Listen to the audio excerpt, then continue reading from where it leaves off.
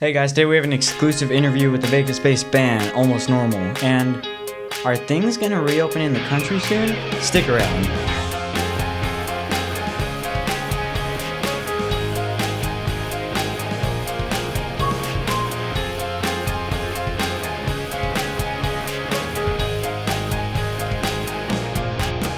Welcome back to the Young and the Reckless Teen Podcast. I'm Kobe. And I'm Taven, and this is episode number 2. If you haven't done so already, we would appreciate it if you dropped a like and subscribe to our YouTube channel.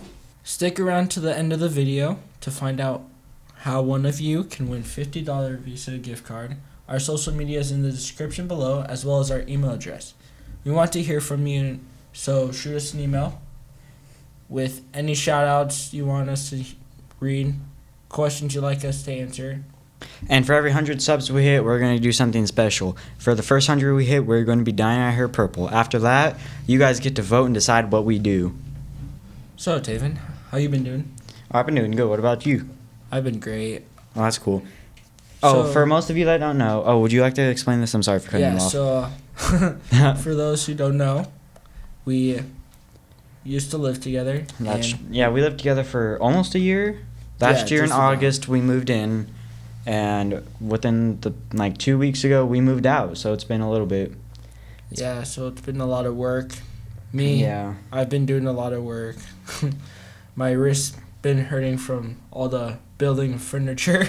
I'm slowly getting my room set up, and I finally got all my own gaming stuff, so I don't have to share it with anybody, which is extremely, extremely helpful in my everyday. Yeah.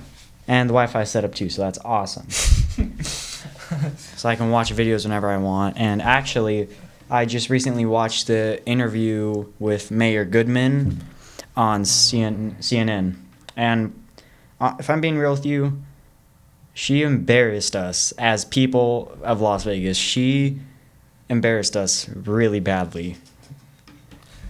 So basically, she wants people from around the world to travel to Vegas and sit at tables together. She wants them to go gamble in casinos together, all share the same air, AC ventilated, and she herself is not even willing to do that. So how are you going to put the people at risk and then want to protect yourself? She's basically using us as a test subject, or like guinea pigs, by wanting us to do normal day things and see how it goes on from there. Like, she doesn't care about our health and our well-being. I wouldn't be surprised if I saw her go, I offer Vegas' tribute, because at this point, that's what she's making it seem like. Good thing it's up to Governor Sisolak and not her, because if you think about it, she's not thinking logically. She's just trying to rush through things when she just wants it to go back to normal, and she doesn't want to put the people before the city. She just wants people to make money. She wants her money, but luckily we have Governor Sisolak, and we are very appreciative for him. And if he so happens to watch this, we appreciate what you're doing for us. Thank you. Thank you. It sucks because while this is going on, school is officially canceled for the rest of the year. Hallelujah. But at the same time, why? This sucks. Because, like I said in the last episode, this is like house arrest, being on quarantine. But at least we don't have to deal with the stress of getting up every day and having to stick to a schedule and dealing with school every day. But still, online school. Honestly, a lot of students don't have resources for this. Recently, my mom forced me to do my schoolwork, and I didn't have too much to do, or at the time I didn't think I had too much to do. So I wrote a 5-paragraph essay about why quarantine schoolwork should not be a thing. And I found out a lot of interesting information about how many students don't actually have access to technology or the internet from home, and they rely on school and stuff for their access to get their work done, and it's not fair for those students. Not only that, it's like, for me personally, I have a big family. I have 6 other siblings, so it's not only like having enough things to work off of. Yeah, you have to have enough computers, phones, and everything. Yeah. But it's also that, like, those are things that might distract you from trying to learn. And the teachers, all you can do is email, wait for an email back, and there's no guaranteed time when that's going to get back. And then you do it if you have questions or anything. You can't retake any quizzes or anything, which is extremely unfair. And not only that, it's not like, for me, I'm not learning.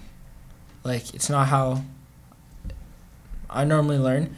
Normally, like, I doing online work, you can just Google whatever you need. Like, you'll have the assignment. You don't even, like, learn. You just copy and paste. And most of the parents' arguments for this is saying that it's to keep us sharp and to keep us going. But if you think about it, if they want us to be sharp and keep us going, they should be allowing us to learn at our own pace and do what we want to do. They should not be forcing us to get on, because when they force us to get on, that's going to make us want to not do our work. So if they say, hey, I don't want to force you to get on, but if you could just get on, do a couple assignments this week, that'd be cool. Like, instead of saying you're getting on every day at this time to this time, I want one assignment done, you're getting your stuff taken away. That's not motivation for us to do anything. Yeah, exactly. So, Mom, I hope you're watching this. And any other teachers out there. Yeah. Again, teachers, take this in consideration for your students. It's not fair to everybody. Yes. And it's tough because not all students can learn like that. Not all students. Me personally, I am extremely grateful. I can learn without having very much trouble. I can learn with ease, and I'm grateful for that gift and ability. But not all students are able to do that. Like, I know sometimes you may have difficulties learning. Yeah, especially with distractions.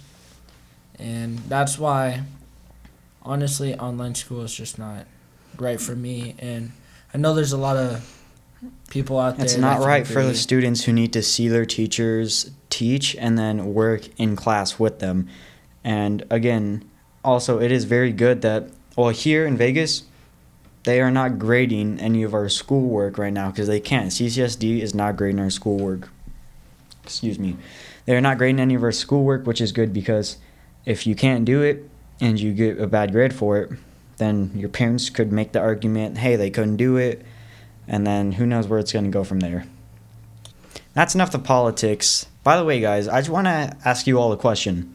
What do you guys think of the next setup for us, the new setup for us? We got this camera angle, this one, and this one. So be sure to stick around because now you have more to look at, and hopefully more of you will want to watch it because we got over 570 views on the last one. Thank you so much. We appreciate that. Yes, thank you so much for the support. We got over 50 subscribers along with that also. Don't forget what's happening at the 100 mark. We are joined by a Vegas-based band, Almost Normal, Andrew, Zakher, and Ashley Lampman. Thank you for being here today, guys. Yeah, thank you. Yeah, of course. Thank you for having us, man. Of course. Yeah. How you guys been? Pretty okay, I guess. Yeah, doing okay. Washing my hands.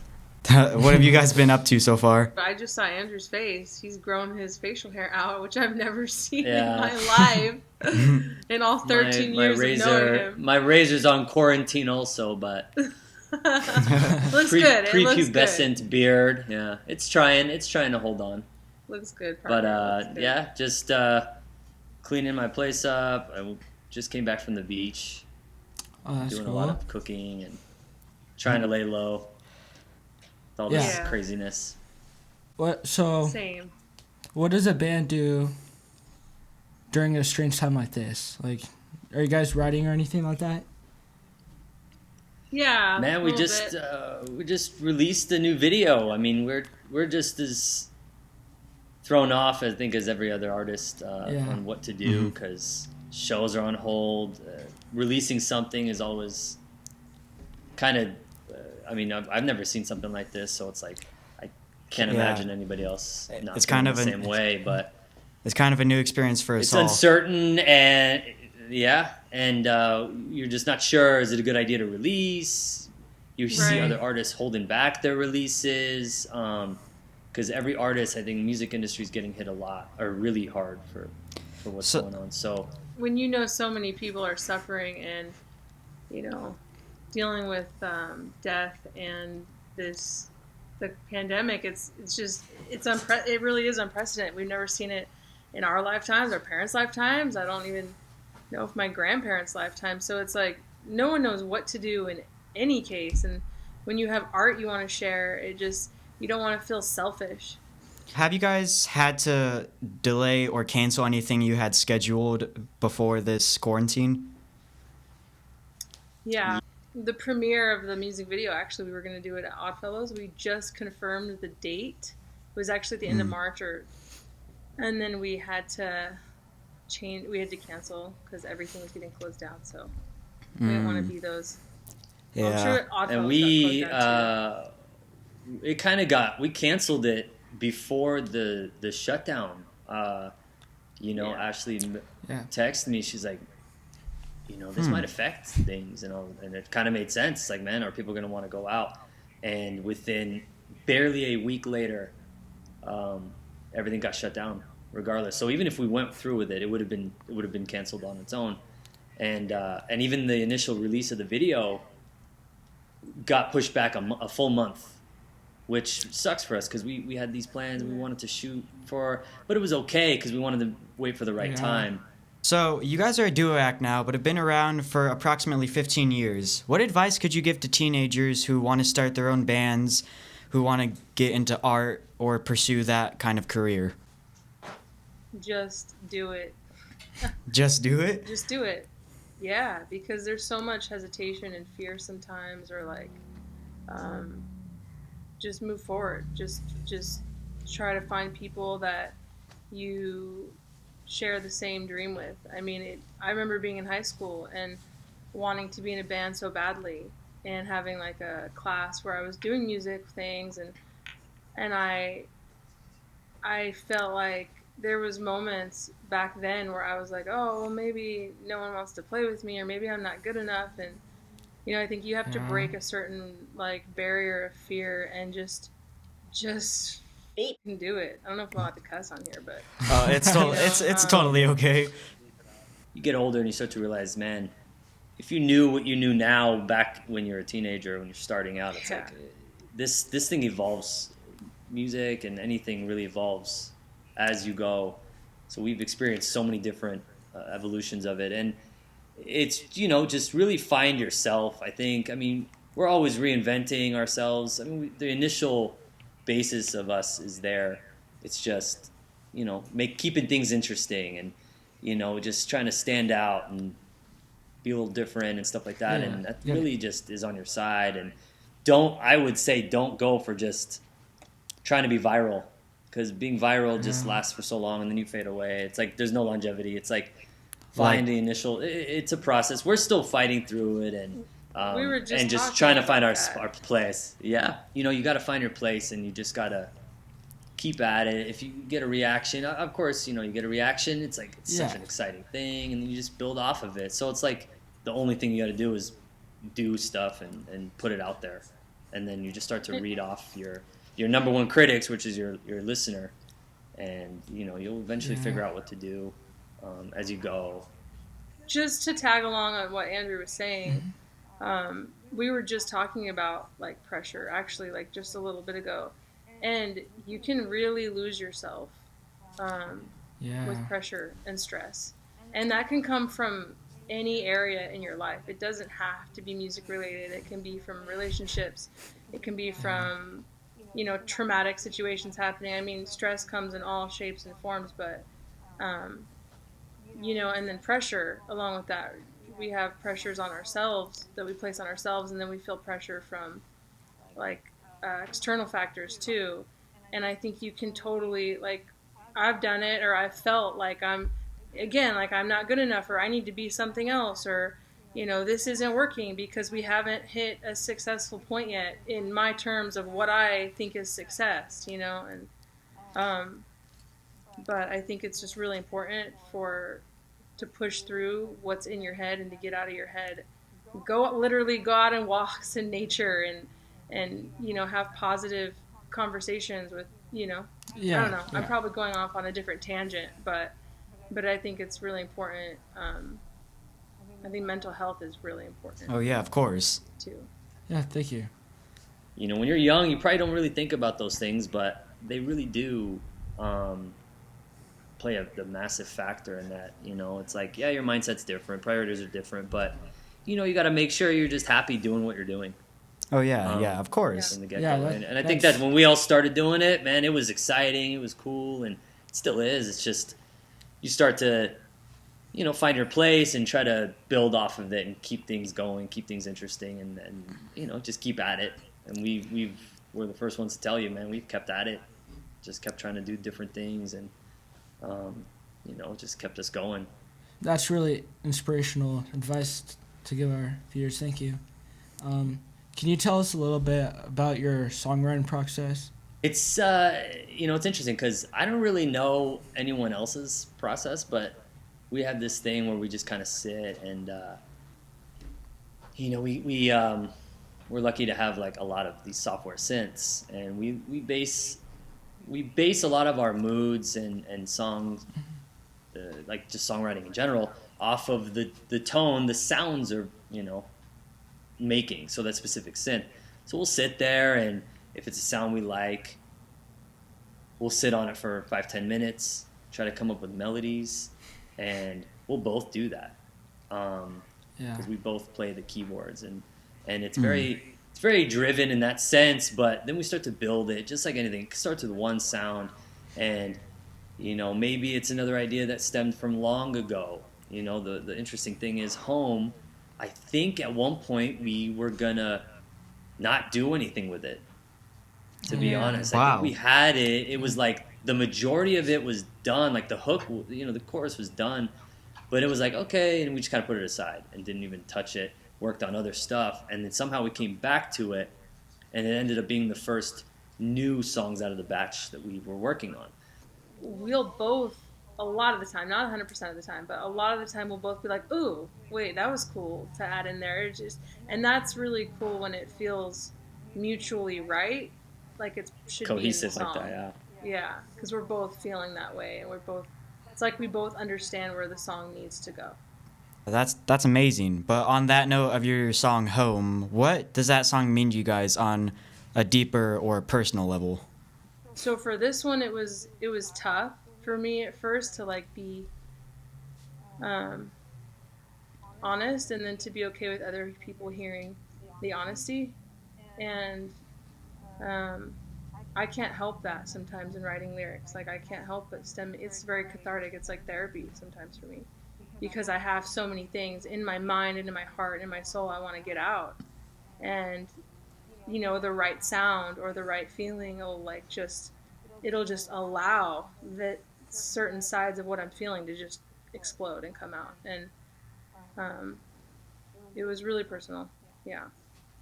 In a couple of the scenes, it seems like Ashley's the dark or negative thoughts representing the girl, and Andrew's dressed in all white, which leads us to believe he is the positive or good side of her.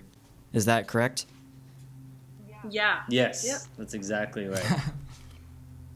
That's awesome. Yeah. Thank you so much for not only joining us, but for giving us some insight onto your video and what it's like being a band. But before you guys go, I have one last question for you. So in one of the shots, you could see Ashley with a black, thick liquid in your mouth. What was that liquid? Yeah. So a while back, like a couple years ago, and me and Andrew kept seeing those charcoal, like powdered charcoal or like ads or whatever on Instagram, and it's actually like everywhere. And people were like brushing their teeth with the charcoal, and it made them whiter. And we're like, why don't we try it? So I ordered us some, and then we kept hearing that, these charcoals, some of them are really bad, and they scratch your enamel off your teeth. And we're like, well, maybe we shouldn't try that charcoal. So it's been like sitting. We each had some, and like it's been just sitting. So yeah, I don't know. Do you remember what we mixed it with? Yeah, but I don't remember why it popped in my head to use it. But actually, the funny thing is that when I originally was picturing it, I thought we were going to use it in its powder form, to rub on her face. And then Trevor assumed that it was going to be coming out of my mouth. And when he assumed it, he was talking about it when it comes out of your mouth. And I'm like, huh? What do you mean? And he's like, yeah, that's what you meant, right? And I'm like, oh shit, that's really a cool idea, actually. Yeah, let's do that. That makes sense. Yeah. So then it was like, and the whole story, actually, we didn't even know what the video was really going to be about, and that kind of everything just started like spiraling together. And when we were up there, and we were mixing it to put in my mouth, we put the water with the charcoal, and it was too liquidy. So we're like, well, we got to thicken this up. So there was some cocoa, like Hershey's cocoa powder in the cabinet, and I'm pretty sure we used like flour. So just a little bit of each. I don't know why not just one of them. It makes it puffier. Well, I think we didn't want the white to or the flour to make it too light either. So we added, I don't know. But yeah, so we mixed it. It thickened it up a good amount, and it wasn't just, it wasn't like ink. It was like a sludge, Yeah.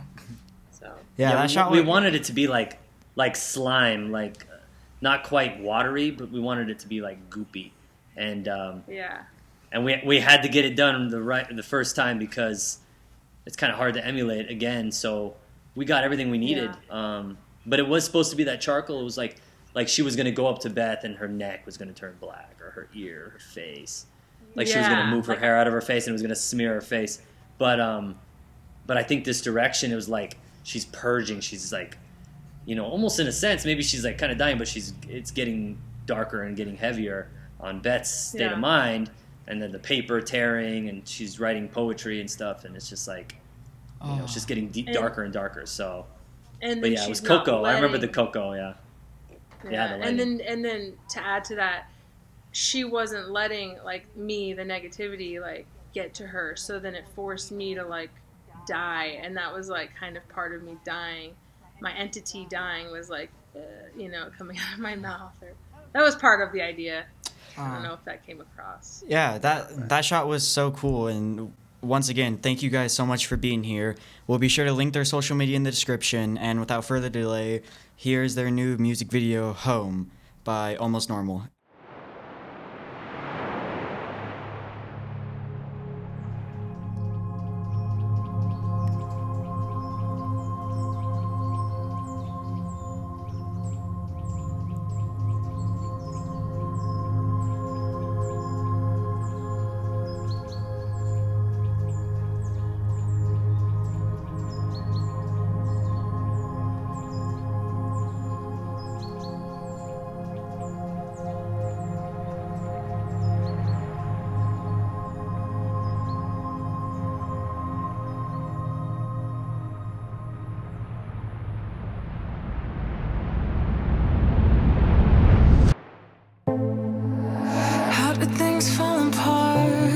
Didn't sound like this. How did it get so dark? Is the night really it? Been through enough heartbreak. I can't feel the pain of it anymore. How could you be so cold, saying those things you say, saying those things you say, making my heart race like I'm going insane.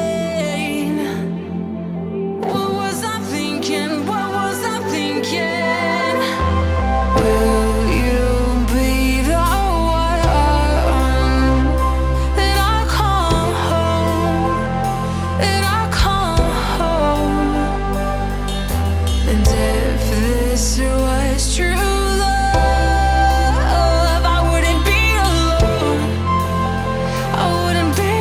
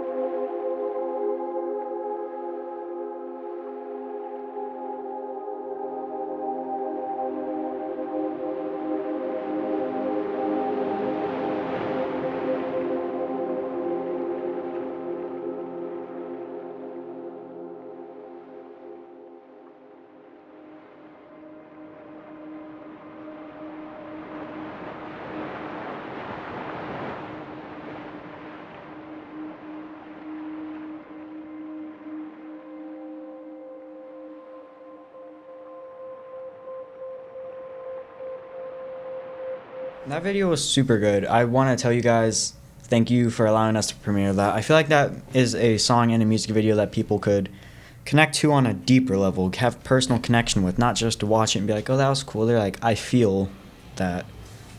Yeah, and I normally like lyrical music, and I like seeing a story play out through a video. It's eye candy, basically. As one of my favorite songs once said, I'm not making videos, I'm making movies, and that's what they definitely did with that new video. Yeah. Thanks again for being here today, guys. We will link their social media in the description below. Be sure to check it out. To wrap it all up, I hope you all enjoyed the episode today, and I hope you all found it very entertaining with our new setup and the new videos. What do you think? Well, we promised them about the All gift right, card. The giveaway. So we are going to be giving away a $50 Visa gift card to a random person. And all you have to do is be subscribed to our channel, like, and comment saying, show me the money, and we'll pick a winner at the end of the week. And we'll feature you on episode 3. Anyways, thanks for watching, and we'll see you in the next episode. I'm Kobe. And I'm Taven. See ya.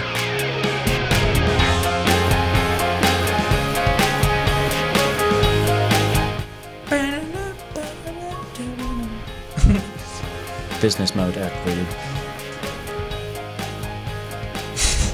You can't do that.